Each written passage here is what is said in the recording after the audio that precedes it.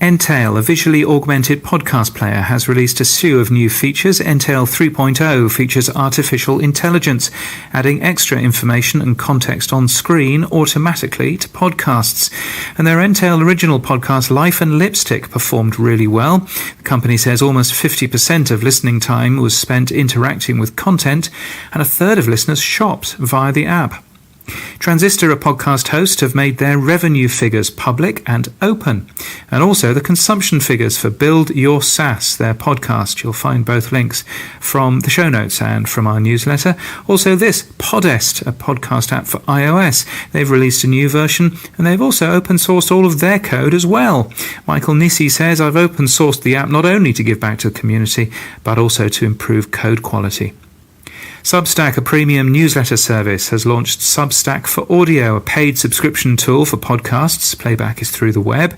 DAX, the digital audio advertising arm of media and entertainment company Global, has signed an exclusive deal to represent Slacker Radio, which has 1.2 million active users. Jack Rhysider's Darknet Diaries recently did an episode swap with two other podcasts. In a blog from Pacific Content today, we learnt what effect it had. Entercomsradio.com, a radio and podcasting app, has added third-party content from CNN, Bloomberg, and the Turner Podcast Network.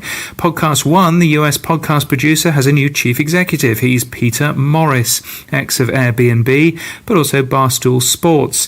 Founder Norm Patiz, who's 75, remains executive chairman. Now, more on Spotify's purchase of Gimlet and Anchor.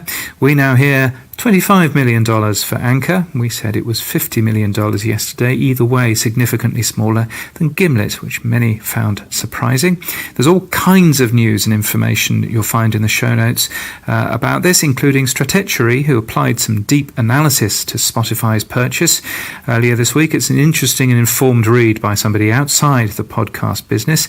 And Recode, who carry a long audio interview with Alex Bloomberg and Matt Lieber and a transcription on why they sold to Spotify.